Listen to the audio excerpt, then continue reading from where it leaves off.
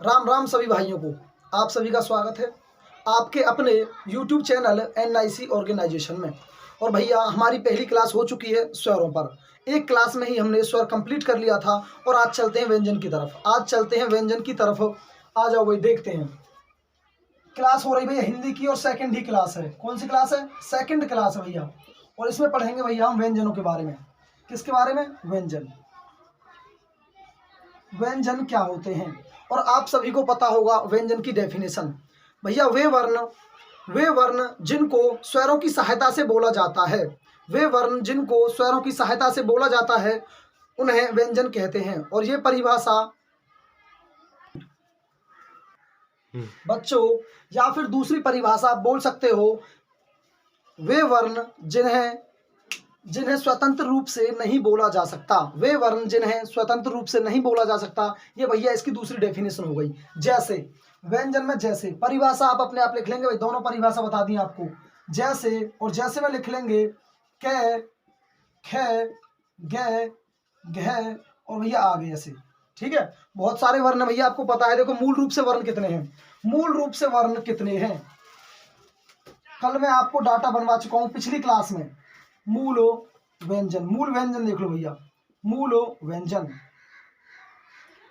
होते हैं भैया 33। मूल व्यंजन कितने होते हैं? 33। और उच्चारण के आधार पर कितने होते हैं? 35। कितने होते हैं भाई? 35। और लेखन के आधार पर कितने होते हैं? 39। और अभी हम थोड़ी देर बाद देखेंगे भैया कि 33 कैसे होते हैं, 35 कैसे हो जाते हैं और 39 कैसे हो जाते हैं।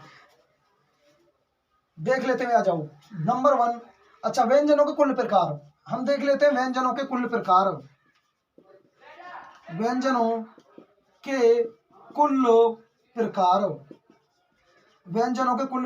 भैया व्यंजनों के कुल प्रकार है 6। और मूल रूप से व्यंजन कितने प्रकार के होते हैं? आपसे पूछा जाएगा व्यंजनों के कुल प्रकार कितने हैं, तो आप आंसर दोगे भैया 6। यदि पूछे मूल व्यंजन कितने प्रकार के होते हैं, मूल रूप से यदि आपसे ऐसे पूछ ले मूल रूप से व्यंजन कितने प्रकार के होते हैं,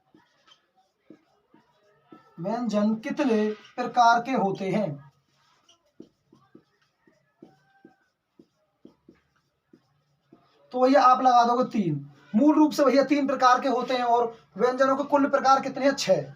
मूल रूप से कितने प्रकार के होते हैं? 3। और कुल प्रकार कितने भैया? 6। देख लेते हैं भाई। सबसे पहला स्पर्श व्यंजन। व्यंजनों के प्रकार में सबसे पहला आ जाता है स्पर्श व्यंजन। और भैया स्पर्श व्यंजन कितने होते हैं? 25। कितने होते हैं? 25। कैसे मैं तक जब हम इनकी काउंटिंग करते हैं तो कितने हो जाते हैं? 25।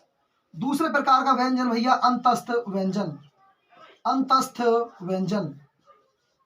और भैया अंतस्थ व्यंजनों की संख्या कितनी होती है? अंतस्थ व्यंजनों की संख्या होती है भैया 4। य, र, ल और व। य, र, ल, व। नंबर 3 ऊष्म व्यंजन। और भैया ऊष्म व्यंजनों का एक दूसरा नाम है। और आप कमेंट बॉक्स में लिख सकते हो भैया। ऊष्म व्यंजन का दूसरा नाम क्या है भाई? संघर्षी व्यंजन।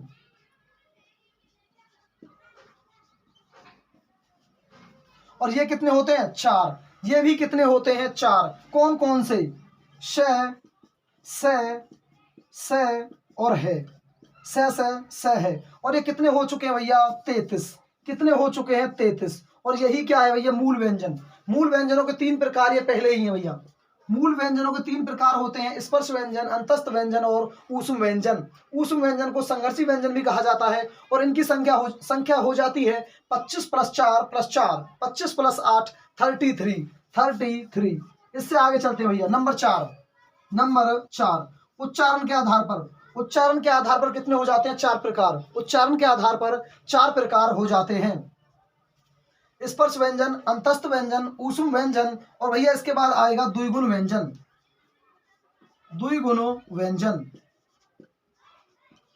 और द्विगुण व्यंजन का दूसरा नाम क्या है? विकसित ध्वनि। दूसरा नाम क्या है? विकसित ध्वनि। और इसका भैया एक और नाम है उत्क्षिप्त ध्वनि। उत्क्षिप्त ध्वनि। किसी भी नाम से आ सकता है भाई, किसी भी नाम से आ सकता है। और ये कितने होते हैं? 2। कितने होते हैं? 2। ड और ढ, ड और ढ। और नीचे क्या लगा होता है भैया? नुक्ता। क्या लगा होता है? नुक्ता। और ये कुल कितने हो चुके हैं भैया? टोटल हो चुके हैं 35। कितने हो चुके हैं? 35। और उच्चारण के आधार पर व्यंजन कितने प्रकार के होते हैं? 35 प्रकार, मतलब 35 होते हैं। मतलब कितने होते हैं भैया? 35। और उच्चारण के आधार पर कितने प्रकार के होते हैं? 4 प्रकार के। कितने प्रकार के? 4 प्रकार के। संख्या कितनी हो जाती है? 35। आगे चलते हैं भैया। 5, संयुक्त व्यंजन। 5वां प्रकार कौन सा है? संयुक्त व्यंजन। और संयुक्त व्यंजन कितने होते हैं? संयुक्त व्यंजन संख्या में होते हैं 4। कितने होते हैं भाई? 4। कौन कौन से? कौन कौन से? छ, त्र, ग और भैया श्रय। श्रय, ये हो गए 4। और कुल संख्या कितनी हो चुकी है? अब इनकी संख्या हो चुकी है, चलो ऐसे कर लेते हैं दोबारा। इनकी संख्या हो चुकी है 39। 39। और लेखन के आधार पर कितने प्रकार के हो गए भैया व्यंजन? 5 प्रकार के। कितने प्रकार के? 5 प्रकार के। लेकिन कुल कुल व्यंजनों के प्रकार कितने होते हैं? 6। कुल कितने होते हैं भैया? 6। और ये तो कंप्लीट हो चुके हैं। और जो लास्ट का प्रकार है, जो 6th टाइप है, वो भैया हमारे हिंदी वर्णमाला में काउंट नहीं किया जाता। वो हमारा हिंदी वर्णमाला में काउंट नहीं किया जाता। वो दूसरी भाषा से आए हुए वर्ण हैं। देख लेते हैं कौन कौन से होते हैं। और वो टाइप का नाम भैया क्या है? और इनको बोलते हैं आगत व्यंजन। इनको बोलते हैं आगत व्यंजन या फिर ग्रहित ग्रहित व्यंजन। आगत व्यंजन या फिर ग्रहित व्यंजन। और भैया ये कितने होते हैं? संख्या में 2। ये संख्या में कितने होते हैं? 2। ज और फ, ज और फ, ज फ। लेकिन ये नॉर्मल ऐसे नहीं होते। इनमें क्या लगा होता है? नुक्ता। क्या लगा होता है भैया? नुक्ता। और ज्यादातर ये कहाँ पर प्रयोग किए जाते हैं भैया? ये उर्दू भाषा में प्रयोग किए जाते हैं। ऐसे जो वर्ण होते हैं, ऐसे जो व्यंजन होते हैं, ज्यादातर कहाँ प्रयोग किए जाएंगे? उर्दू भाषा में। उर्दू भाषा में। आगे देख लेते भैया। लेकिन कुछ समय पहले, मतलब कुछ समय पहले इसमें क, ख, ग ये शब्द भी आ जाते थे। इनके नीचे क्या लगा होता था? नुक्ता। ये भी आ जाते थे। लेकिन अब इनको काउंट नहीं किया जाता भाई। हिंदी वर्णमाला में तो इनको भी काउंट नहीं किया जाता, लेकिन अभी भी ये शब्दों में प्रयोग होते हैं। ठीक है, हाँ। लेकिन इनको तो अलग ही डाल दिया गया है। इनको तो अलग ही रख दिया गया है कि भाई ये प्रयोग नहीं होंगे, ये प्रयोग नहीं होंगे। लेकिन उर्दू के शब्दों में तो होते हैं, हिंदी वर्णमाला में नहीं होते। लेकिन ये हिंदी वर्णमाला में प्रयोग कर लिए जाते हैं, पर फिर भी इनको काउंट नहीं किया जाता, क्योंकि व्यंजन भैया 39 होते हैं लेखन के आधार पर। और सबसे अधिक व्यंजन यही होते हैं। पूछेगा आपसे कि मूल रूप से व्यंजन कितने प्रकार के होते हैं? 33। कितने प्रकार के? 33। और भैया लेखन के आधार पर कितने? 39। और उच्चारण के आधार पर 35। उच्चारण के आधार पर कितने? 35। अब देखो भाई, इन व्यंजनों को बहुत डीपली पढ़ने वाले हैं। इन व्यंजनों को बहुत डीपली पढ़ने वाले हैं। सबसे पहले पढ़ेंगे भैया स्पर्श व्यंजनों के बारे में। स्पर्श व्यंजनों के बारे में, फिर अंतस्थ व्यंजन, ऊष्म व्यंजन, द्विगुण व्यंजन, संयुक्त व्यंजन और आगत व्यंजन।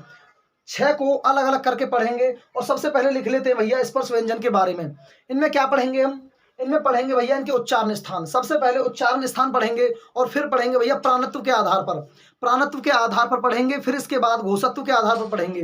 मतलब प्रत्येक व्यंजन के बारे में हमें पता होना चाहिए, उसकी 3 प्रॉपर्टी पता होना चाहिए, पूछी जाएंगी भाई। अब आ जाते हैं हम स्पर्श व्यंजन पर।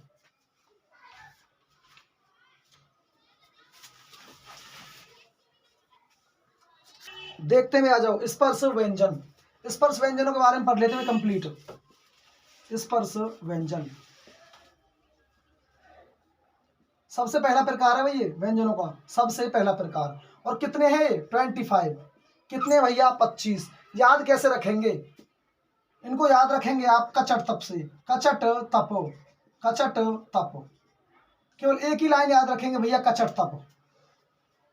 देख लेंगे भी इसमें वर्ग कितने होते हैं। देखो, वर्ग या फिर इसको बोल देते हैं भैया कॉलम। वर्ग या फिर कॉलम लिखेंगे भैया इधर की तरफ। पहला, दूसरा, तीसरा, चौथा और 5वां। यहाँ पर होता है भैया क वर्ग, क वर्ग, इसको बोल देते भैया क वर्ग, चवर्ग, टवर्ग, तवर्ग और पवर्ग। वर्ग भैया इनको बोलते हैं नीचे की तरफ, 1 2 3 4 5, इसको बोलते हैं कॉलम या फिर वर्ग नीचे की तरफ। ठीक है, आगे की तरफ देख रहे थे भैया। और ये होती है क्या, पंक्तियां, ये होती है पंक्तियां, पै वाली पंक्ति, तय वाली पंक्ति, टे वाली पंक्ति, पंक्ति या फिर वर्ग।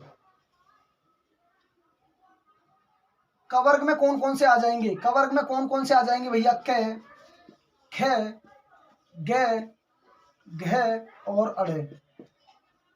चवर्ग में कौन कौन से आ जाएंगे, चवर्ग, च, छ, ज, सर जी रोके, कोई दिक्कत रोक लो, मिस्टेक है ये, वर्ग, वर्ग, नीचे की तरफ भैया वर्ग लिखेंगे। और पहला होता है कवर्ग, कवर्ग, और दूसरे यहां पर देख लो भाई, कैसे कवर्ग, च से चवर्ग, ट से टवर्ग और त से तवर्ग और प से पवर्ग। कितने वर्ग हो गए भैया, 5, 5 वर्ग हो चुके हैं। कवर्ग में कौन से आते हैं और चवर्ग में कौन कौन से व्यंजन आते हैं, देख लो भाई सारे। कवर्ग में आ जाता है भैया क, ख, ग, घ और अड़े। चवर्ग में च, छ, ज, झ और अड़े। और ये वाला अड़े ओपन माउथ, ओपन माउथ बोलते हैं भैया जिसका मुंह खुला रहता है। ठीक है, टवर्ग ट, ठ, ड, ढ और अड़े ऊपर की तरफ। तवर्ग त, थ, द, ध और ने। पवर्ग में कौन कौन से आ जाएंगे, पवर्ग में प, फ, ब, भ और में। कितने हो गए काउंटिंग में भाई, 25।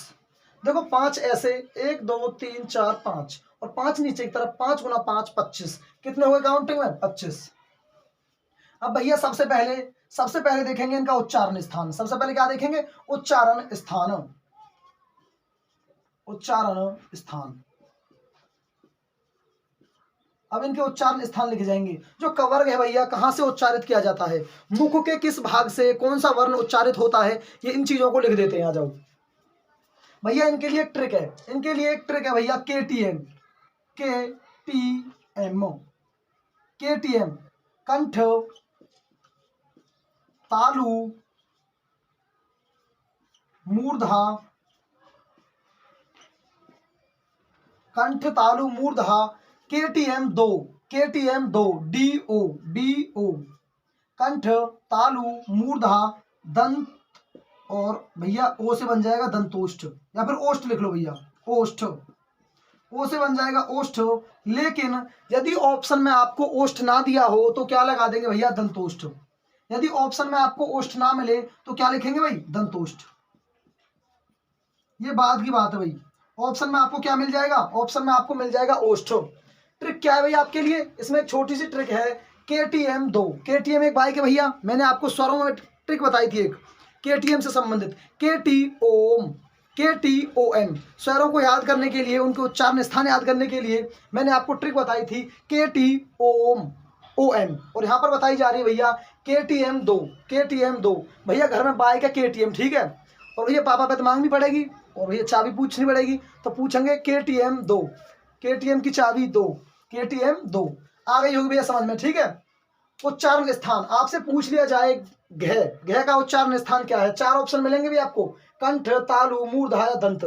आंसर क्या लगा देंगे, कंठ। याद कर लेंगे भी इनको, इन सभी को ऐसे ही भैया याद कर लेंगे। और हमारे उच्चारण स्थान कंप्लीट हो चुके हैं। अब करेंगे भैया प्राणत्व के आधार पर, प्राणत्व के आधार पर।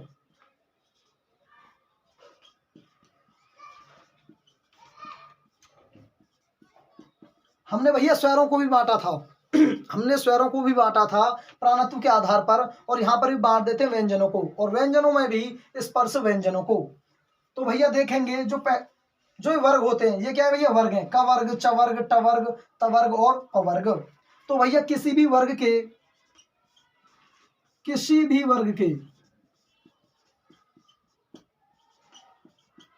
किसी भी वर्ग के या फिर किसी भी वर्ग का पहला, तीसरा और भैया पांचवा, पहला, तीसरा और पांचवा व्यंजन क्या कहलाता है भाई? किसी भी वर्ग का पहला, तीसरा, पांचवा व्यंजन अल्प प्राण कहलाता है, अल्प प्राण कहलाता है।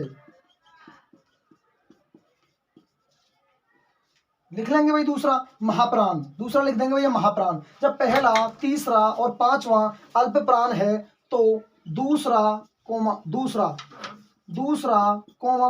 चौथा, दूसरा और चौथा क्या हो जाएंगे भैया? महाप्राण। क्या हो जाएंगे? महाप्राण। क्या हो जाएंगे? महाप्राण। याद कर लेंगे भैया। अल्प प्राण, अल्प प्राण में भैया अल्प का मतलब है कम, और ये कम से शुरू होगा। कम का मतलब एक से शुरुआत हो जाएगी भाई, और एक छोड़ के एक कर दो, 1 3 5। और भैया महाप्राण, महाप्राण का मतलब, महा का मतलब ज्यादा, और ज्यादा का मतलब दूसरे से शुरू होगा भैया, 2 4। दूसरे वाले को याद करने की जरूरत नहीं है, केवल पहला याद करेंगे अल्प प्राण। अल्प का मतलब कम, और एक कम से शुरुआत हो जाएगी, पहला, तीसरा, पांचवा। बाकी जो बच गए वो क्या रहेंगे भैया? महाप्राण। क्या रहेंगे? महाप्राण। और हमने प्राणत्व के आधार पर स्पर्श व्यंजनों को बांट दिया है। अब करेंगे भैया घोषत्व के आधार पर, घोषत्व के आधार पर।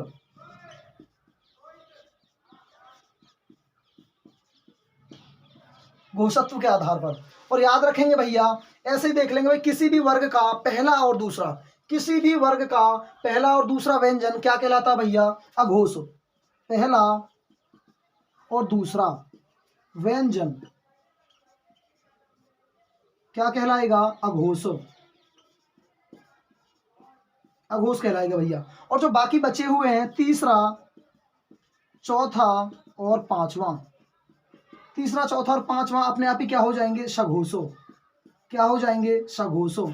और भैया याद कर लेने, जिसको ये 4 लाइनें याद हो जाएंगी, ये समझ लो सारा स्पर्श व्यंजन याद हो जाएगा, और कोई भी क्वेश्चन आप निकाल पाओगे। क्वेश्चन आएगा डायरेक्ट, कहीं से भी पूछ लेगा, फे क्या है, सघोष, अघोष पूछ सकता है, तो आप डायरेक्ट बताओगे भैया पहला और दूसरा क्या कहलाता है? अघोष। तो फे क्या हो जाएगा? अघोष। कहीं से भी पूछ ले, अणे, अणे क्या है? अघोष, सघोष, तो भैया क्या है? सघोष। क्योंकि पहले दूसरे जो होते हैं क्या होते हैं? अघोष, और तीसरा, चौथा, पांचवा सघोष होता है।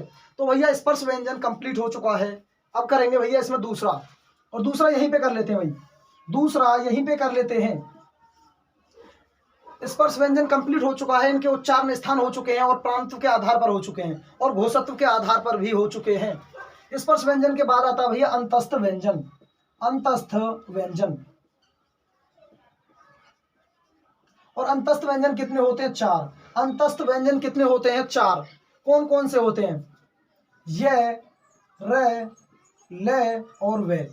ये रे ले वे, ये रे ले वे। सबसे पहले इनका उच्चारण स्थान पढ़ेंगे, सबसे पहले इनका उच्चारण स्थान पढ़ेंगे।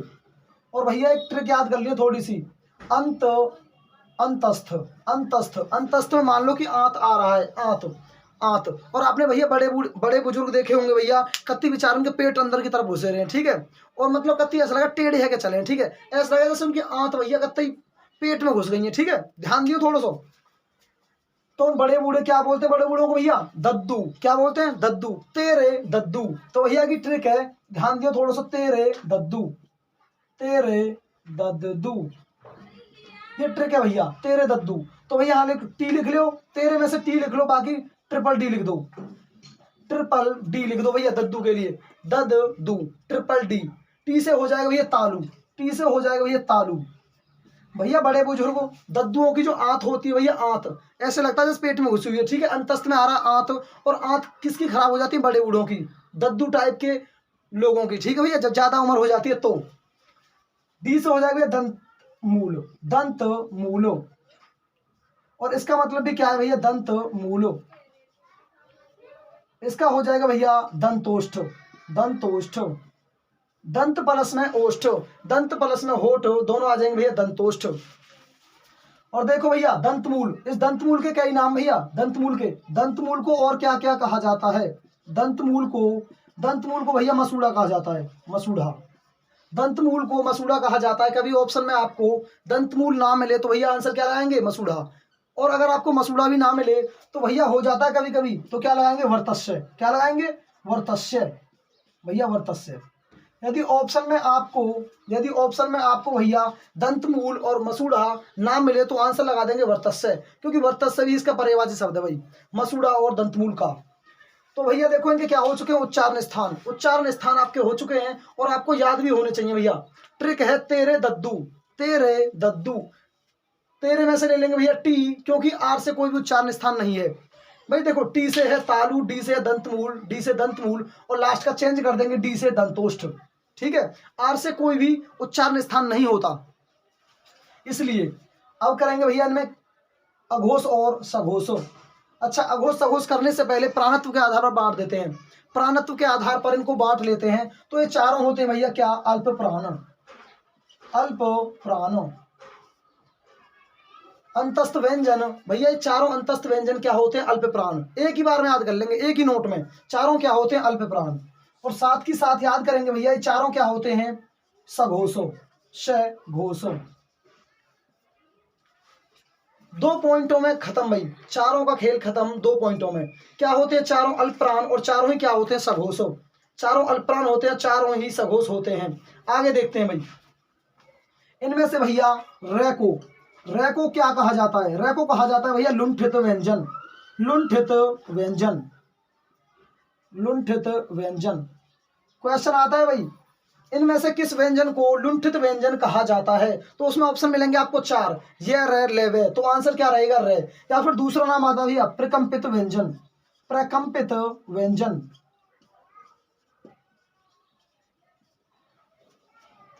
पूछा जाएगा भैया इनमें से कौन सा व्यंजन प्रकंपित व्यंजन कहलाता है, रे आ जाएगा, पे फे बे भे कुछ भी दे सकता है भैया ऑप्शन में। आंसर क्या लगाएंगे, रे। और ले का दूसरा नाम क्या है भैया, पार्श्विक व्यंजन, पार्श्विक व्यंजन।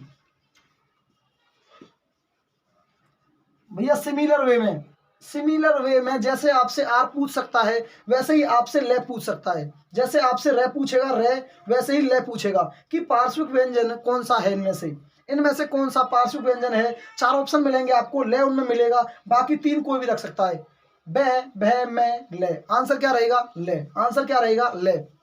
ठीक है भैया, देखते हैं इसके बारे में आगे। अब देख लेते हैं भैया इसके बारे में, ये और वे के बारे में, ये और वे के बारे में। ये और वे को देखो भाई ध्यान से, ये और वे को क्या कहा जाता है, ये और वे को क्या कहा जाता है। इनको कहते हैं भैया अर्धस्वर, इनको कहते हैं अर्धस्वर, इनको भैया अर्धस्वर भी बोलते हैं, इनको अर्धस्वर भी बोलते हैं, क्योंकि ये स्वरों के स्थान पर प्रयोग कर लिए जाते हैं। कुछ शब्द ऐसे हैं जिनमें ये और वह को स्वरों के स्थान पर प्रयोग कर लिया जाता है। और भैया ज़्यादा डिटेल में जाने रहे, थोड़ा एग्जाम्पल देख लेते हैं 2, थोड़ा एग्जाम्पल देख लेते हैं 2। जैसे महिलाएं, महिलाएं, यहां पर हमने यह प्रयोग कर लिया, ये किसके स्थान पर किया है भैया, महिलाएं, महिलाएं।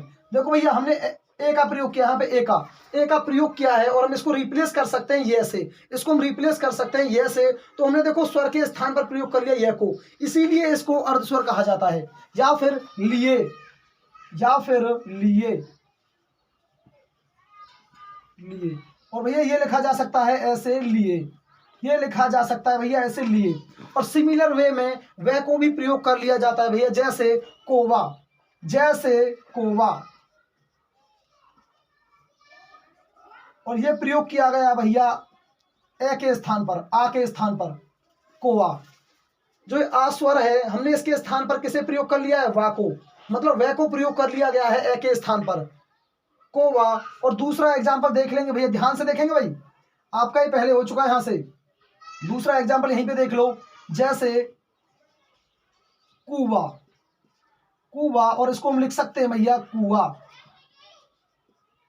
ठीक है, यहां पर जो ए स्वर है किसके स्थान पर, इसके स्थान पर किसे प्रयोग कर लिया है, वे को, ए के स्थान पर वे को प्रयोग कर लिया है, ध्यान देंगे सभी। ठीक है, और ये वाला भैया अंतस्थ व्यंजन कंप्लीट हो चुका है। अगर क्वेश्चन उठेगा यहां से तो अंतस्थ व्यंजन से क्वेश्चन उठा तो इन कंसेप्टों से बाहर क्वेश्चन नहीं उठ सकता। केवल आपकी जिम्मेवारी है याद करना, केवल आपकी जिम्मेवारी भैया ट्रिकों को याद करना और सारी कंसेप्टों को ध्यान रखना कि अर्धस्वर किसे कहते हैं और प्रकंपित व्यंजन किसे कहते हैं और पार्श्विक व्यंजन किसे कहते हैं। आगे चलते भैया नंबर टाइप 3, और भैया तीसरा टाइप है अंतस्थ व्यंजन। अच्छा, अंतस्थ दूसरा भैया ऊष्म व्यंजन, तीसरा है भैया ऊष्म व्यंजन। अंतस्थ तो हमने अभी पढ़ लिया, ऊष्म व्यंजन। ऊष्म व्यंजन का दूसरा नाम क्या है भैया? संघर्षी व्यंजन। क्या है? संघर्षी व्यंजन।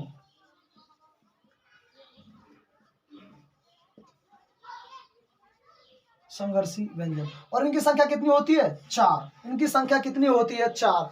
कौन कौन सी है भैया इनकी संख्या? देख लो, इनकी संख्या भैया 4, श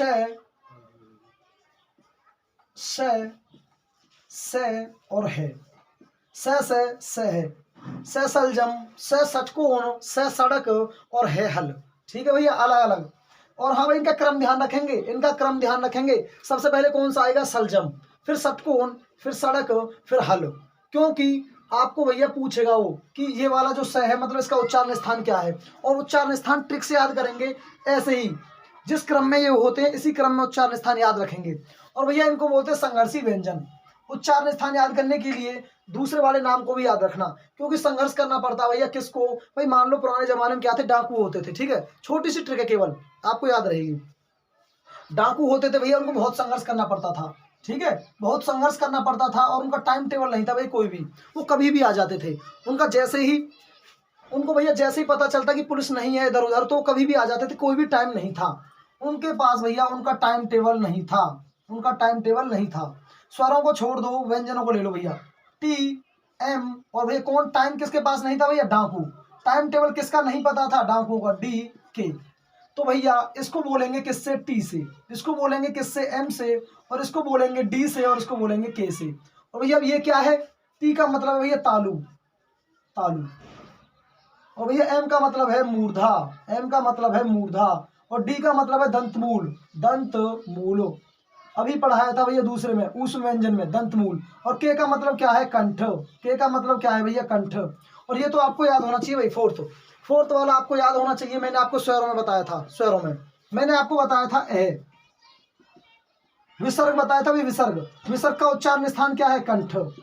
विसर्ग का उच्चारण स्थान भैया कंठ। और इसमें किसकी आवाज आती है की आवाज आती है। तो यह कहाँ से बोला जाएगा? अपने आप ही समझ में आ रहा है भाई, कहाँ से? कंठ से। अपने आप ही समझ में आ जाना चाहिए, स्वरों से लिंक कर लो भैया। ठीक है, एह को जो क्या है भैया? विसर्ग। विसर्ग से लिंक कर लो, है को कहाँ से बोला जाएगा? कंठ से। तो भैया छोटी सी ट्रिक है। टाइम किसका नहीं पता भैया? मैं डाकुओं का। कभी भी आ सकते हैं, टाइम नहीं पता, टाइम नहीं पता डाकुओं का। टाइम डाकू। टी एम डी के, टी एम डी के। ठीक है भाई, ये लाइन याद होनी चाहिए भैया। संघर्ष कौन करते थे पुराने जमाने में भैया? डाकू। बहुत संघर्ष करते थे भैया। ठीक है, खाने पीने की कोई व्यवस्था नहीं है, बेचारे छुपते घूमते थे। ठीक है भाई, अपनी कंडीशन से बनते हुए, कोई ऐसे थोड़ी है मन मर्जी बन गया। ज्यादातर अपनी कंडीशनों से ही परेशान होकर, या फिर राजनीतिक समस्याओं से, या फिर घरेलू समस्याओं से, सामाजिक समस्याओं से परेशान होकर ही कोई व्यक्ति क्या बनता है? डाकू, बागी। ठीक है, समझ में आनी चाहिए भाई। पढ़ाई लिखाई से भी अलग एक दुनिया होती है भैया, सामाजिक दुनिया। ठीक है, ओके, आगे चलते हैं भैया। अब कर लेते हैं भाई कि ये क्या है? अल्प प्राण और महाप्राण। अल्प प्राण और महाप्राण प्राणत्व के आधार पर कर लेते हैं। मैंने आपको पढ़ाया था अभी अंतस्थ व्यंजन, भाई वो क्या थे? अल्प प्राण। तो इनको आप याद कर लेंगे महाप्राण। इनको आप याद कर लेंगे भैया महाप्राण, महाप्राण। अंतस्थ व्यंजनों को आपने याद किया था अल्प प्राण, तो इनको याद कर लेंगे महाप्राण। और उनको आपने याद किया था क्या? सघोष। इनको आप याद कर लेंगे अघोष। लेकिन इसमें थोड़ा सा भैया एक पॉइंट है, इसमें एक थोड़ा सा पॉइंट है कि जो पहले 3 होते हैं भैया, पहले तीन ये क्या होते हैं भैया? अघोष। क्या होते हैं? अघोष। ध्यान रखेंगे भाई, ध्यान रखने वाला पॉइंट है। और जो चौथा होता है भैया, ये क्या बन जाता है भैया? सघोष, सघोष। इसका मतलब है को आप एक्सेप्शन केस मान सकते हो, एक्सेप्शन केस, अपवाद।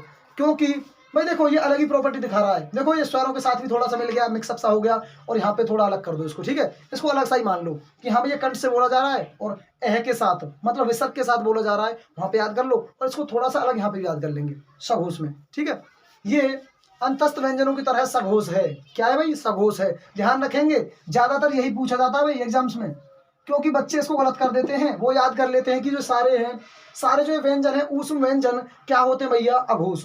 लेकिन ये भैया है क्या है? सघोष। एक्सेप्शन केस है, याद कर लेंगे। ठीक है, आगे चलते हैं भैया। नंबर 4 द्विगुण व्यंजन, द्विगुण व्यंजन। और भैया द्विगुण व्यंजन के भी 2-3 नाम है, विकसित ध्वनि, विकसित ध्वनि, या फिर उत्क्षिप्त, उत्क्षिप्त ध्वनि, उत्क्षिप्त ध्वनि। चलते हैं भैया आगे। कितने होते हैं? 2। कितने होते हैं? 2। डे और भैया ढे, डे और ढे। नीचे क्या लगा होता है भैया? नुक्ता। इसमें नीचे क्या लगा होता है भाई? नुक्ता। नीचे लगा होता है नुक्ता। और सबसे पहले इनके उच्चारण स्थान देख लेते हैं। सबसे पहले भैया उच्चारण स्थान देख लेते हैं। और इनको याद करने की जरूरत नहीं है भाई, इनको याद करने की जरूरत है ही नहीं, ठीक है। क्योंकि ये भैया द्विगुण व्यंजन और विकसित ध्वनि, विकसित ध्वनि मतलब ये कहीं ना कहीं से विकसित हुए हैं। और विकसित कहाँ से हुए भैया? आपने पढ़ा था भैया स्पर्श व्यंजन, ये स्पर्श व्यंजन से ही निकल के आए हैं। तो इनके उच्चारण स्थान वही हो जाएंगे जहां से ये निकले हैं। और मैंने आपको पढ़ा रखा भैया कवर्ग, कवर्ग, चवर्ग, टवर्ग। टवर्ग में कौन कौन से आ जाते हैं? टे, ठे, डे, ढे और भैया अड़े, अड़े। ठीक है भाई, यहीं से बने भैया, ये यहीं से बन के आए हैं, यहीं से। और इनका जो उच्चारण स्थान था वो क्या था भैया? यहाँ पे था भैया कंठ, तालु, मूर्धा, KTM 2, KTM 2। ट्रिक याद होनी चाहिए भाई सभी को, कभी भूल गए हो आप। और भैया इसका उच्चारण स्थान है मूर्धा। जब इनका उच्चारण स्थान मूर्धा है तो यहीं से निकले भैया डे और ढे से, डे और ढे से निकले हैं भैया डे और ढे, ये वाले। तो इन दोनों के उच्चारण स्थान क्या हो जाएंगे? मूर्धा। भैया इन दोनों का उच्चारण स्थान हो गया मूर्धा। क्या बेहतरीन पॉइंट है, क्या बेहतरीन पॉइंट है। आगे देखते हैं भाई। उच्चारण स्थान हमने याद कर लिया क्योंकि हमें स्पर्श व्यंजन के उच्चारण स्थान पता था। चलो इसको भी कंप्लीट कर देते हैं भाई। कै, खे, गे, घे और भैया अड़े, चे, छे, जे, झे और अणे। ध्यान से देखेंगे भाई, अल्प प्राण और महाप्राण, अल्प प्राण और महाप्राण। मैंने आपको बताया था किसी भी वर्ग का पहला, तीसरा, पांचवा क्या होता है भैया? अल्प प्राण। और ये तीसरा क्या आ गया भैया? डे। यहां से क्या बना है? ये वाला। तो ये क्या हो जाएगा भैया? अल्प प्राण। ये क्या हो जाएगा? अल्प प्राण। ध्यान देंगे भाई, द्विगुण व्यंजन, विकसित ध्वनि या फिर उत्क्षिप्त ध्वनि, इनको याद करने की जरूरत नहीं है क्योंकि हमने पहले ही स्पर्श व्यंजन याद कर चुके हैं, पहले ही स्पर्श व्यंजन याद कर चुके हैं। देख लेते भैया ढे, ढे वाला किस स्थान पर आ रहा भैया? चौथे स्थान पर, चौथे स्थान पर आ रहा है। तो ये क्या हो जाएगा भैया? महाप्राण। क्या हो जाएगा? महाप्राण। क्योंकि पहला, तीसरा, पांचवा क्या है? अल्प प्राण। और दूसरा और चौथा क्या हो जाएंगे? महाप्राण। तो भैया ये क्या बन जाएगा? महाप्राण। हमने प्राणत्व के आधार पर भी बांट दिया भाई, हमने द्विगुण व्यंजनों को प्राणत्व के आधार पर भी बांट दिया। अब चलते हैं भैया किसके आधार पर? घोषत्व के आधार पर। किसके आधार पर? घोषत्व के आधार पर। और आपको पता है भैया जो पहले और दूसरे होते हैं, पहले और दूसरे होते हैं, किसी भी वर्ग के पहले और दूसरे व्यंजन क्या कहलाते हैं भाई? अघोष। क्या कहलाते हैं? अघोष। और बाकी तीनों क्या कहलाते हैं? सघोष। तो ये दोनों किस में आ गए भैया? सघोष में। किस में आ गए? सघोष में। तो भैया ये दोनों क्या कहलाएंगे? मूर्धा से तो बोले जाते हैं और साथ में क्या है? सघोष। साथ में क्या है? सघोष। भाई देखो सारे कंसेप्ट हो चुके हैं, उच्चारण स्थान हो गए, अल्प प्राण, महाप्राण हो गए और अघोष, सघोष हो गए। आगे चलते हैं भैया टाइप नंबर 5 पे। व्यंजनों का 5वां प्रकार कौन सा है भैया? द्विगुण व्यंजन हो चुके हैं। अब आएंगे भैया संयुक्त व्यंजन, संयुक्त व्यंजन। अच्छा भाई एक पॉइंट और देख लो, मैंने आपको शायद नहीं बताया था उसमें स्पर्श व्यंजन में, मैंने आपको शायद स्पर्श व्यंजन में एक प्रकार नहीं बताया था, मतलब 2 पॉइंट नहीं बताए थे भैया। जो चवर्ग, ये टवर्ग होता है, टवर्ग नहीं चवर्ग, जो चवर्ग होता है इसको बोलते हैं स्पर्श संघर्षी, इसको बोलते हैं भैया स्पर्श संघर्षी। यदि कल को आपसे पूछ ले कि स्पर्श संघर्षी व्यंजन बताओ तो भैया च, छ, ज, झ और अण, इन 5 व्यंजनों में से कोई ना कोई व्यंजन ऑप्शन में रहेगा, कोई ना कोई व्यंजन ऑप्शन में रहेगा। जैसे वो आपको 4 ऑप्शन दे दे भैया, क, ख, च और ट, तो आंसर क्या हो जाएगा? स्पर्श संघर्षी पूछेगा आपसे तो आंसर हो जाएगा भैया च। ठीक है, लाइन याद कर लेनी भैया। और जो पांचवा स्तंभ था, जो 5वां मतलब किसी भी वर्ग का 5वां जो व्यंजन था, वो 5वें व्यंजन सारे क्या कहलाएंगे भैया? ये कहलाते हैं नासिक्य। ये कहलाते हैं भैया नासिक के, नासिक के व्यंजन, नासिक के व्यंजन। नासिक के व्यंजन क्यों कहलाते हैं भैया? क्योंकि हम इनको नाक को बंद करके नहीं बोल सकते, वरना आप ट्राई कर सकते हो भैया। देखो कवर्ग, चवर्ग, टवर्ग, तवर्ग और पवर्ग, और इनमें लास्ट में आ जाएगा भैया ने और में, ने और में, और ये हो जाते हैं 5। और ये पांचों क्या कहलाते हैं भैया? नासिक के व्यंजन। आप नाक बंद करके इन 5 वर्णों में से किसी को भी नहीं बोल सकते हो, वरना आप ट्राई कर सकते हो घर पे, ठीक है। हाँ, किसी कोने में बैठ जाओ चुपचाप, घर वालों को पता नहीं चलना चाहिए, ठीक है। हाँ, और भैया कर लो ट्राई, ठीक है। ओके, नाक बंद कर लेना भाई, दोनों को बंद मत कर लेना, पहले बताया था मैंने आपको। हाँ, कभी नाक और मुंह दोनों को बंद कर लो, ठीक है भाई। आगे देखो, और खामखा टीचर के जिम्मे पड़ जाओ, घर वाले बोलेंगे पता नहीं टीचर क्या पढ़ाते हैं यूट्यूब पे। देखो भैया, नासिक के व्यंजन ये 5 और ये 5 चवर्ग वाले व्यंजन क्या कहलाते हैं? स्पर्श संघर्षी, स्पर्श संघर्षी। ध्यान देंगे भाई, संघर्षी कौन से होते हैं भाई? संघर्षी कौन से होते हैं भैया? ऊष्म व्यंजन, स है, ये संघर्षी होते हैं, और ये भैया स्पर्श संघर्षी होते हैं, ठीक है। ध्यान देंगे भाई, ध्यान, बहुत कंट्राडिक्शन हो जाता है भैया संघर्षी और स्पर्श संघर्षी में। और इसका मतलब क्या होता है भैया? जब हम इन व्यंजनों को बोलते हैं, च, छ, ज, झ और अण, इनको बोलते हैं, तो जो हवा होती है भैया स्पर्श करके निकलती है, हमारे माउथ को साइडों में से स्पर्श करके निकलती है, इसीलिए इनको क्या बोला गया भैया? स्पर्श संघर्षी, स्पर्श संघर्षी। और इनको बोलने में भैया थोड़ा ऐसा लगता है जैसे संघर्ष कर रहे हैं हम, श है, श है, थोड़ा ऐसे लगता है, आवाज तो मतलब स्पर्श करके निकलती है, ऐसा लगता है जैसे संघर्ष करना पड़ रहा है, ठीक है भाई। तीनों में एक सी आवाज निकलती है, पहचानने में भी संघर्ष लगता है, समझ में आ चुका होगा भाई, ठीक है। हाँ, ये वाला संघर्षी और स्पर्श संघर्षी, और ये पॉइंट भी क्लियर हो चुका भैया। संयुक्त व्यंजन, संयुक्त व्यंजन कितने होते हैं? 4। संयुक्त व्यंजन 4 होते हैं, छ, त्र, ग और श्र, छ, त्र, ग और श्र। देख लेते हैं भैया आगे। 6 2 व्यंजनों से मिलकर बना है भैया, त्र भी और ज भी, ग भी और श्र भी, ये 2 व्यंजनों से मिलकर बने हैं। और आपको पता होना चाहिए भैया, क्वेश्चन उठता है यहाँ से, क्वेश्चन उठता है कि जो त्र है वो किस किस व्यंजन से मिलकर बना है, या फिर छ, या फिर ग, या फिर श्र, पता होना चाहिए। जो 6 है भैया किस किस से मिलकर बना है? क और श। और भैया पहला व्यंजन क्या होता है? आधा। त्र किस किस से मिलकर बना भैया? त प्लस में रे, ग, ज प्लस में अणे। और याद होना चाहिए भाई, ये वाला नहीं होता है ओपन माउथ, ओपन माउथ वाला नहीं होता है, श्र, श प्लस में रे। और ये वाले से भी याद रखेंगे भाई, क्योंकि ऑप्शन में आता है ऐसे कि 6 में कौन सा से आता भैया? षटकोण वाला। श्र में कौन सा से आता भैया? सलजम वाला। ध्यान रखेंगे, इन दोनों में भी डाउट हो जाता भैया। और क्वेश्चन पूछा भी गया है, क्वेश्चन ऐसे भी पूछ लेता है, क्वेश्चन ऐसे भी पूछ लेता है कि जो ये 6 वर्ण है किस वर्ण के बाद आएगा? क्वेश्चन पूछा गया भाई, जो ये 6 वर्ण है किस वर्ण के बाद आएगा? और ऑप्शन मिलेंगे आपको ऐसे, ऑप्शन मिलेंगे आपको ऐसे, क, ख, ग, घ, क, ख, ग, घ। और आप भैया थोड़ा वहां पे साइलेंट हो जाओगे, आप साइलेंट हो जाओगे, ध्यान देना। उसमें ऑप्शन है क, ख, ग, घ, तो आंसर लगा देंगे क भैया, क के बाद आता है, ठीक है। इसका स्थान भैया वैसे तो लास्ट में आते हैं वर्णमाला में, लेकिन जब क्वेश्चन आया था ना तो बच्चों के भैया तोते से उड़ गए थे उस टाइम पे, ठीक है।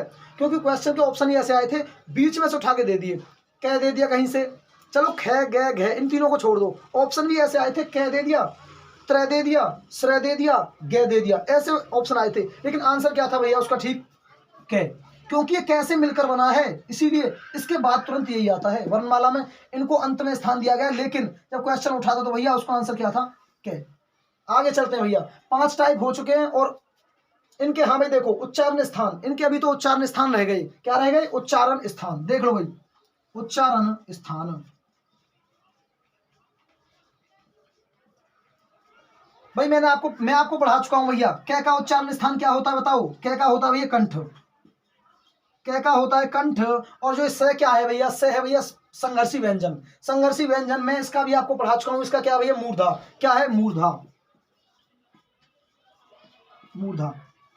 वैसे तो अब तक क्वेश्चन नहीं पूछा गया इतना डिफिकल्ट कि भैया 6 का उच्चारण स्थान बताओ, क्योंकि उसमें 2 आएंगे भी ऑप्शन में, कंठ मूर्धा, कंठ तालु, ठीक है, ऐसे कंठ नासिक के 4 ऑप्शन बनेंगे। अब तक क्वेश्चन नहीं पूछा गया, लेकिन फ्यूचर में अगर क्वेश्चन बने तो भैया ऐसे कर देना, ठीक है, ध्यान से कर देना कि भैया इसमें क और स से मिलकर बना हुआ है, 2 स्थान आएंगे, दोनों को लगा दो। और आप सभी को करा रखे स्पर्श व्यंजन, अंतस्थ व्यंजन, ऊष्म व्यंजन, सारे वही तो है, ते रे जे अणे से रे सारे करा रखे हैं भाई, ठीक है। इनको आप वहां से देख के नहीं भाई, याद ही होने चाहिए, सारे याद ही होने चाहिए। जैसे कै क्या है कंठ से है, स क्या है मूर्धा से है, तो आपको याद ही होने चाहिए। तो भैया उच्चारण स्थान हो चुका है, उच्चारण स्थान हो चुका है। इसी प्रकार भैया प्राणत्व के आधार पर पूछा जाएगा भैया जो 6 है, पूछा जाएगा 6 कि 6 क्या है भैया प्राणत्व के आधार पर, अल्पप्राण है महाप्राण है। तो भैया इन दोनों के बारे में पता होना चाहिए, दोनों के बारे में पता होना चाहिए, कौन सा अल्पप्राण है कौन सा महाप्राण है। तो देख लेते हैं भैया, देखो क्या है,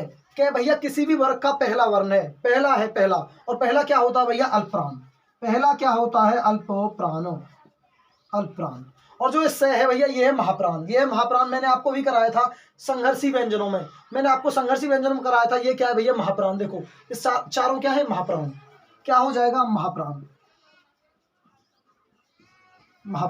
ध्यान देंगे भी थोड़ा सा ध्यान देंगे कि भैया प्राणत्व के आधार पर ये दोनों बन रहा है, जो 6 है दोनों बन रहा है, अल्पप्राण भी और महाप्राण भी। तो ऐसा क्वेश्चन नहीं आएगा, सीधी बात है भैया, ऐसा क्वेश्चन नहीं आएगा। ये यहाँ पर महाप्राण लिखा हुआ भाई, अल्पप्राण महाप्राण, ठीक है, ऐसा क्वेश्चन नहीं आता। इनमें से केवल वही क्वेश्चन आ सकता है जिसमें दोनों सेम आ जाएंगे, जैसे मान लो तय और रे, तय कौन सा भैया, तय हो जाएगा अल्पप्राण, तय क्या हो जाएगा अल्पप्राण, और भैया रे कौन सा हो जाएगा, मैंने आपको कराया था भैया, ये रे ले वे अंतस्थ ऊष्म व्यंजन, अच्छा अंतस्थ व्यंजन, और रे क्या हो जाता है भैया अल्पप्राण, रे भी क्या हो जाएगा अल्पप्राण। अब आपको समझ आ जाएगा भाई, कि जो तय और रे हैं दोनों ही अल्पप्राण हैं। तो आपसे पूछ सकता है कि जो त्रय है वो क्या है, अल्पप्राण या महाप्राण। तो ऑप्शन में आप लगा देना डायरेक्ट आंसर अल्पप्राण, तो आंसर ठीक जाएगा, करेक्ट। प्राणत्व के आधार पर हो गए भाई। सिमिलरली आप अघोष और सघोष कर सकते हो, ऐसे ही सेम, क्योंकि आपको मैंने सारे करा रखे हैं भैया, स्पर्श व्यंजन, अंतस्थ व्यंजन, ऊष्म व्यंजन, द्विगुण व्यंजन सारे, और ये वहीं से उठाए गए हैं, ठीक है। जिसमें दोनों मैच कर जाएं, अघोष या फिर सघोष, वो क्वेश्चन में पूछा जा सकता है। और अदरवाइज दोनों अपोजिट आ गए कि एक अघोष है एक सघोष है, तो भैया वो निष्कर्ष कुछ नहीं दे पाएगा, वो इन चारों में से किसी का भी निष्कर्ष नहीं दे पाएगा। ध्यान देना इस बात पे, बहुत इंपॉर्टेंट बात है भाई, ध्यान देना है, ठीक है। आगे चलते हैं भैया व्यंजनों का छठा टाइप है, भैया आगत व्यंजन। और आगत व्यंजन का दूसरा नाम क्या है भैया, ग्रहित व्यंजन। देख लेते भाई, ग्रहित व्यंजन, दो नाम है भैया इसके। आगत का मतलब भैया दूसरी भाषाओं से आए, उर्दू, अरबी, फारसी, अन्य भाषाओं से आए हुए शब्द हैं, और इनको हम हिंदी वर्णमाला में काउंट नहीं करते। क्या नहीं करते भैया, हिंदी वर्णमाला में काउंट नहीं करते। जैसे जय और फे, और भैया ये नॉर्मल शब्द तो होंगे नहीं कि ऐसे ही इनमें भैया नुक्ता लगा रहता है। क्या लगा रहता है, नुक्ता। और मैंने आपको बताया था, जब मैंने आपको काउंटिंग करवाई थी भैया व्यंजनों की 33, 35 और 39, वहां पर सब कुछ बता दिया था। आगे चलते हैं भैया इससे। कुछ समय पहले इसमें कै, खे और गे, इनको भी सम्मिलित कर लिया गया था, मतलब ये थे इसमें, ये इनमें काउंट किए जाते थे, लेकिन अब नहीं काउंट किए जाते, ठीक है भाई। हिंदी वर्णमाला में तो अब भी नहीं है और पहले भी नहीं थे, लेकिन पहले हम इनको पढ़ लेते थे हिंदी शब्दों में कभी कभी आ जाते थे तो पढ़ लेते थे, लेकिन अब इनको नहीं पढ़ते भैया। अब ये केवल उर्दू शब्दों में आते हैं, ठीक है भाई, उर्दू, फारसी, इन शब्दों में आते हैं। अच्छा भाई, आपको कैसे पता चलेगा भैया, देखो ये कंटेंट थोड़ा भैया मजबूती के साथ देख लेना। आपको कैसे पता चलेगा कि किसी शब्द में कै के साथ, खे के साथ, गे के साथ, या फिर जय के साथ, या फिर फे के साथ, कि इनके साथ नुक्ता प्रयोग होगा या नहीं होगा, आपको कैसे पता चलेगा। ध्यान देंगे भाई, उन शब्दों की स्पेलिंग से पता चलेगा, कि किसी शब्द में प्रयोग होगा या नहीं। जैसे भैया हमने कोई शब्द ले लिया भैया किताब, या फिर कुर्बान, और भैया हमें कैसे पता चलेगा कि इसमें किस में नुक्ता लगेगा या फिर नहीं लगेगा। तो भैया इनकी स्पेलिंग देख लो एक बार इनकी स्पेलिंग देख लेना भैया। किताब, KITAB, किताब। कुर्बान, QURBAN, कुर्बान। या फिर कुरान, या फिर कुरान, देख लो भैया कुरान, QURAN। जहां पर के लिए, जहां पर कै के लिए, जहां पर कै के लिए के प्रयोग कर लें तो भैया वहां पर नुक्ता का प्रयोग नहीं किया जाएगा। ध्यान देना भाई, प्रयोग नहीं किया जाएगा। यदि कै के लिए क्यू प्रयोग कर लिए जाए तो भैया नुक्ता लगेगा, तो भैया नुक्ता लगेगा, तो इसका मतलब क्या हो गया, कुर्बान में नुक्ता लगेगा और कुरान में नुक्ता लगेगा। ध्यान देंगे भाई, शब्द भैया लिखा हुआ है हिंदी में, किताब कुरान, उनकी स्पेलिंग देखेंगे और अपने हिसाब से भैया, जैसे आपने कहीं पढ़ी हो, कहीं आपने लिखी देखी हो, पढ़ी देखी हो, उस हिसाब से नुक्ता लगा देंगे। कभी कभी क्वेश्चन देखो कहीं से पूछ सकता है भैया क्वेश्चन, जब लेवल बढ़ाना होता है, जब भैया किसी एग्जाम का लेवल बढ़ाना होता है तो क्वेश्चन फिर वो कहीं से पूछ सकता है। ठीक है, आगे चलते हैं भैया। खे, और भैया खे के ज्यादातर शब्द ये उर्दू भाषा के शब्द है भैया, उर्दू, फारसी ये वाले शब्द हैं, पर्शियन लिपि वाले शब्द हैं खे। और भैया खे में जितने भी जो शब्द होते हैं, जैसे खे में ले लेते हैं भैया अखबार ले लेते हैं, तारीख ले लेते हैं, अखबार, तारीख, बख्शीश। भाई ज्यादातर जो उर्दू के शब्द है ना, उन सब में प्रयोग कर लिया जाता है, क्योंकि नुक्ता वहां लग जाता है जहां पर खे के लिए के एच का प्रयोग कर लेते हैं, खे के लिए के एच का प्रयोग कर लेते हैं। और ज्यादातर शब्दों में भैया खे के साथ नुक्ते का प्रयोग होता है, उर्दू के शब्दों में ज्यादातर हो जाता है 99%। केवल एक या दो शब्द ही बचेंगे केवल अपवाद में, वरना नहीं बचेंगे। अखबार, AKHBAR, अखबार, तो भैया के एच प्रयोग कर लिया तो लगा दो भैया नुक्ता। तारीख, TAREEKH, तारीख, के एच आ गया भैया लगा दो। बख्शीश, BAKHSISH, बख्शीश, तो भैया बख्शीश में आ गया तो लगा दो नुक्ता। इसलिए खे का तो भाई कंसेप्ट कुछ बचा ही नहीं है, सभी में लगाना मोस्टली। उर्दू और पारसी, मतलब पारसी जो लिपि वाले शब्द हैं, पर्शियन लिपि वाले शब्द हैं। आ जाते हैं भैया आगे, गे, गे में आ जाते हैं भैया, गे में लगेगा या नहीं लगेगा। चलो शब्द ले लेते हैं गुनाह, हमने ले लिया गुनाह और गुलाम, गुलाम। अब भैया चेक करना है कि इनमें लगेगा या नहीं लगेगा, तो आपको स्पेलिंग से पता चलेगा। चलो मान लेते हैं भैया, देखो मान क्या लेते हैं, चेक कर लेते हैं भैया। गुनाह, GUNAH, गुनाह, स्पेलिंग हो गई। गुलाम, GHULAM। तो ध्यान देंगे भाई, जहां पर गे के लिए जी का प्रयोग किया जाएगा वहां पर नुक्ते का प्रयोग नहीं किया जाएगा, और जहां पर गे के लिए GH का प्रयोग किया जाएगा वहां पर नुक्ते का प्रयोग किया जाएगा। ध्यान देंगे, ठीक है भाई। इन शब्दों को और इन शब्दों को बहुत ध्यान से देखना है। चलो भैया इसको देख लेते हैं, जय और फैको, जय और फैको, जय में नुक्ता लगेगा या नहीं लगेगा देख लेते हैं। जय के लिए, इसके लिए भैया शब्द देख लेते हैं, जैसे जमीन,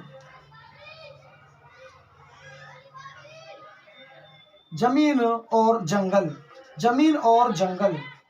भैया स्पेलिंग देख लो एक बार, जंगल, JUNGLE, जंगल। जमीन, ZAMEEN, जमीन। जहां पर जय के लिए जे का प्रयोग किया जाए वहां पर नुक्ते का प्रयोग नहीं किया जाएगा भैया, वहां पर नुक्ते का प्रयोग नहीं किया जाएगा। और जहां पर जय के लिए जेड का प्रयोग कर लें वहां पर क्या होगा भैया, नुक्ते का प्रयोग किया जाएगा। ठीक है भाई, वहां पर नुक्ते का प्रयोग किया जाएगा। आपने जहां भी जैसे भी स्पेलिंग देखी हो उसी हिसाब से प्रयोग कर लेना उर्दू बात। ठीक है भाई, आगे चलते हैं। जय के लिए हो गया, अब देख लेते हैं फै के लिए, फै के लिए भी देख लेते हैं भैया। फै, फै में चेक कर लेते हैं भैया, एक शब्द लिख लो, फुलकारी, फुलकारी, फुलकारी शब्द हो गया भैया, फुलकारी। दूसरा शब्द लिख लेंगे भैया, फना, फना। आपको पता चलेगा भैया किस शब्द में प्रयोग करेंगे और किस में नहीं करेंगे। स्पेलिंग देख लो, PHULKARI, फुलकारी, फना, FANA। ध्यान देंगे, जहां पर फै के लिए PH का प्रयोग कर लिया जाएगा वहां पर भैया जो नुक्ता है प्रयोग नहीं किया जाएगा, लेकिन जहां पर फै के लिए F आ जाएगा डायरेक्टली तो वहां पर भैया नुक्ते का प्रयोग कर लिया जाएगा। और यहाँ पर एक कंसेप्ट खत्म हो चुका है, यहाँ पर भैया नुक्ते का प्रयोग कंसेप्ट खत्म हो चुका है, और बेहतरीन तरीके से, बहुत ही बेहतरीन तरीके से कंसेप्ट खत्म हो चुका है। और इसमें केवल 2-3 शब्द बचे हुए भैया, उनके बारे में पढ़ लेते हैं। शब्द कौन कौन से बचे हुए भैया, कुछ डेफिनेशन बची हुई है, जैसे मान लेते हैं भैया, डेफिनेशन लिख लेते हैं। नंबर, चलो स्टार मार के लिख लो भाई, स्टार मार के लिख लो। जैसे अर्धचंद्र बिंदु, अर्धचंद्र बिंदु, अर्धचंद्र बिंदु क्या होता है भैया, अर्धचंद्र बिंदु होता है ऐसा, अर्धचंद्र बिंदु होता है ऐसा। और कहाँ पर प्रयोग कर लिया जाता है, कुछ अंग्रेजी के शब्दों को जब हम हिंदी में लिखते हैं, कुछ अंग्रेजी के शब्दों को जब हम हिंदी में लिखते हैं तो भैया इसका प्रयोग किया जाता है। जैसे जैसे कॉफी, जैसे भैया कॉफी, कॉफी इंग्लिश का शब्द है भैया, हिंदी में लिखा जा रहा है। इंग्लिश का शब्द है कॉफी, हिंदी में लिखा जा रहा है toffee, coffee, toffee, knowledge, knowledge, ये सारे शब्द किसके भैया, इंग्लिश के। कॉलेज, ट्रॉफी भैया, ट्रॉफी भाई, बहुत सारे शब्द हैं ऐसे, बहुत सारे शब्द हैं ऐसे भैया जिसमें क्या होता है, जिसमें क्या होता है coffee, toffee, knowledge, college, trophy, ऐसे शब्दों में अर्धचंद्र बिंदु का प्रयोग किया जाता है। और इसका सिंबल क्या भैया, इसका चिन्ह क्या है, ये ऊपर वाला सिरोरेखा के ऊपर वाला, ये होती है भैया सिरोरेखा। हिंदी शब्दों के ऊपर जिस लाइन को खींचा जाता है उसे बोलते हैं सिरोरेखा, और इसके ऊपर चिन्ह बना हुआ अर्धचंद्र बिंदु का। जैसे पूर्ण चंद्र बिंदु, पूर्ण चंद्र बिंदु बोल दो या फिर चंद्र बिंदु बोल दो। चंद्र बिंदु भैया, चंद्र बिंदु क्या होता है, चंद्र बिंदु होता है भैया ऐसा, ये हो गई सिरोरेखा और इसके ऊपर चंद्र बिंदु होगा ये। जैसे चांद, आंख, पांच, भैया बहुत सारे शब्द हैं ऐसे, बहुत सारे शब्द हैं जिसमें क्या प्रयोग किया जाता है, चंद्र बिंदु, चंद्र बिंदु का प्रयोग किया जाता है। और भैया देख लो सिरोरेखा, एक डेफिनेशन होती है भैया सिरोरेखा, सिरोरेखा। और ये सिरोरेखा क्या होता है भैया, ये सिरोरेखा होती है हिंदी शब्दों के ऊपर जो हम लाइनिंग खींचते हैं उसे बोलते हैं सिरोरेखा। जैसे मैं खींचने वाला हूँ भैया, मैंने सिरोरेखा शब्द लिख दिया और इसके ऊपर मैं लाइन खींचने वाला हूँ, ये वाली रेखा, और ये क्या कहलाएगी, खुद अपने आप में ही सिरोरेखा कहलाएगी।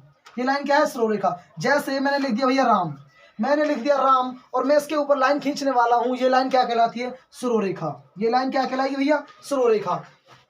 और देख लेते भैया इसमें कौन सी डेफिनेशन बची हुई है। अर्धचंद्र बिंदु हो गया, चंद्र बिंदु हो गया, सिरोरेखा हो गया, और आगे की डेफिनेशन देखो भैया, एक दो डेफिनेशन और कर लेते हैं। जैसे द्वित्व व्यंजन, द्वित्व व्यंजन, द्वित्व व्यंजन, या फिर इसको बोलते हैं भैया व्यंजन गुच्छ, व्यंजन गुच्छ, क्या बोल देते हैं, व्यंजन गुच्छ। और भैया इसकी परिभाषा लिख लेना, जब कोई एक व्यंजन किसी शब्द में दो या अधिक बार आ जाए तो उसे बोलते हैं भैया द्वित्व व्यंजन या फिर व्यंजन गुच्छ। और इसके एग्जांपल देख लेना भैया, एक व्यंजन किसी शब्द में दो या अधिक बार आ जाए तो भैया उसे बोलते हैं द्वित्व व्यंजन या फिर व्यंजन गुच्छ। और इसमें क्या होता है, जो पहले जो व्यंजन आएगा वो क्या रहेगा भैया, आधा, क्या रहेगा, आधा, और जो बाद वाला व्यंजन आएगा वो क्या रहेगा, पूरा। देख लेंगे भैया, देख लेंगे एग्जाम्पल। जैसे एग्जाम्पल देख लेंगे भाई, कच्चा, पक्का, मक्का, और भैया बच्चा। बहुत सारे एग्जाम्पल है भैया ऐसे, बहुत सारे एग्जाम्पल है। एक वर्ण दो बार भी आ सकता है, तीन बार भी आ सकता है, लेकिन लास्ट वाला क्या होता है, मोस्टली, मोस्टली क्या होता है, पूरा। और पहले वाला क्या रहेगा भैया, आधा।